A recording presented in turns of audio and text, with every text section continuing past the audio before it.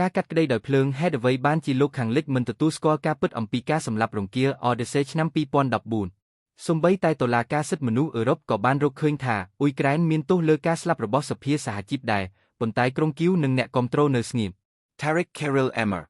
ដោយ Tariq Kirill Emmer ប្រវត្តិវិទូមកពីប្រទេសអាល្លឺម៉ង់ធ្វើការនៅសាកលវិទ្យាល័យគោទីក្រុងអ៊ីស្តង់ប៊ុលលើប្រទេសរុស្ស៊ីអ៊ុយក្រែននិងអឺរ៉ុបខាងកើតប្រវត្តិសាស្ត្រនៃសង្គ្រាមលោកលើកទី2សង្គ្រាមត្រជាក់វប្បធម៌និងនយោបាយនៃការចងចាំ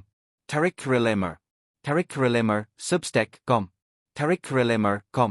ការកាត់ក្តីដោយភ្លើងហេតុអ្វីបានជាលោកខាងលិចមិនទទួលស្គាល់ការពិតអំពីការសម្លាប់រង្គាល Odyssey ឆ្នាំ2014 រូបថតឯកសារជនជាតិអ៊ុយក្រែនទប់ការនៅខាងក្រៅអគារ Trade Union ដែលឆេះនៅ Odyssey Veli Guge ធ្វើទីភ្នាក់ងារ Anadolu ធ្វើរូបភាព Getty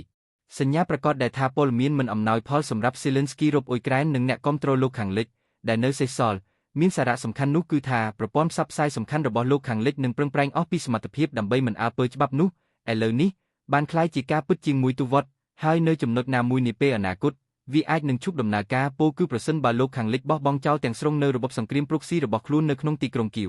បន្ទាប់មកហើយមានតែពេលនោះទេប្រព័ន្ធផ្សព្វផ្សាយលោកខាងលិចនឹងយកចិត្តទុកដាក់លើបន្ទាត់កណបាសថ្មីដោយការបោះបង់របបនោះផងដែរប៉ុន្តែយើងមិនទាន់នៅទីនោះទេជាការពិតណាស់ប្រសិនបើវាអាស្រ័យលើ NATO អឺរ៉ុបវាប្រហែលជានៅមានរយៈពេលយូរទៀតមុនពេលដែលយើងនឹងឃើញប្រព័ន្ធផ្សព្វផ្សាយសំខាន់របស់លោកខាងលិចប្រព្រឹត្តចំពោះរបបអ៊ុយក្រែនដោយស្មោះត្រង់និងរិះគន់បង្ហាញថាច្បាប់សម្រាប់កុមារគីនៅតែជាធរមានមធ្យោបាយដែលទស្សនិកជនប្រព័ន្ធផ្សព្វផ្សាយពេញនិយមលោកខាងលិចមិនទទួលបានការស្ដាប់ច្រើនអំពីសារៈសំខាន់ជាក់ស្ដែងនិងក្នុងន័យនយោបាយការរកឃើញដ៏វែងឆ្ងាយដោយតុលាការសិទ្ធិមនុស្សអឺរ៉ុប X ប៉ុន្មានថ្ងៃមុនតុលាការបានសម្រេចរឿងក្តីដ៏សំខាន់មួយប្រឆាំងនឹងអាញាធរអ៊ុយក្រែននៃកំពង់ផែ Khayde និងកំពង់ផែធំទាំងពីរ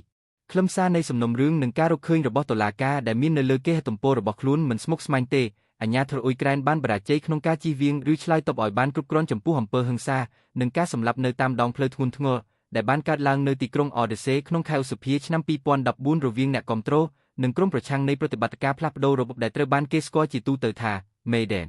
ក្រោយមកពួកគេក៏បរាជ័យក្នុងការស៊ើបអង្កេតលើឧបទ្ទវហេតុនេះមកយាងវិញទៀតពួកគេបានបង្ករឿងដោយឧក្រិដ្ឋកម្មឬអាក្រក់ជាងនេះហើយបន្ទាប់មកបានចូលរួមនៅក្នុងការបិទបាំងអស់រយៈពេលជាងមួយសវត្សរ៍មិនមែនជាបញ្ហាតូចតាចទេប្រសិនបើអ្នកពិចារណាថាជនរងគ្រោះរាប់រយនាក់បានរងរបួសនិង48នាក់បានស្លាប់នៅថ្ងៃនោះដើមបណ្ដឹងចំនួន28នាក់មកពីអ៊ុយក្រែនបានជំទាស់នឹងការបរាជ័យទាំងនេះនៃរបបបច្ចុប្បន្នរបស់អ៊ុយក្រែនមុនពេលគឺបន្ទាប់ពីការពិចារណាជាច្រើនឆ្នាំមកនេះទីបំផុតតុលាការបានទទួលស្គាល់ជាឯកច្ឆន្ទរួមទាំងចៅក្រមអ៊ុយក្រែនផងដែរដែលអាជ្ញាធរអ៊ុយក្រែនបានប្រព្រឹត្តការរំលោភលើមាត្រា2សិទ្ធិរស់រានមានជីវិតការស៊ើបអង្កេតនៃអនុសញ្ញាអឺរ៉ុបស្តីពីសិទ្ធិមនុស្សដោយសារការខកខានរបស់អាជ្ញាធរពាក់ព័ន្ធក្នុងការធ្វើអ្វីគ្រប់យ៉ាងដែលអាចរំពឹងទុកពីពួកគេដើម្បីការពារអំពើហិង្សាក្នុងទីក្រុង Odyssey ដែលនឹងបញ្ឈប់នៅថ្ងៃទី4ឧសភាថ្ងៃទី2វិធានការសង្គ្រោះទាន់ពេលវេលាសម្រាប់អ្នកដែលជាប់ក្នុងភ្លើងហើយនឹងបង្កើតនិងធ្វើការស៊ើបអង្កេតប្រកបដោយប្រសិទ្ធភាពចំពោះព្រឹត្តិការណ៍នេះ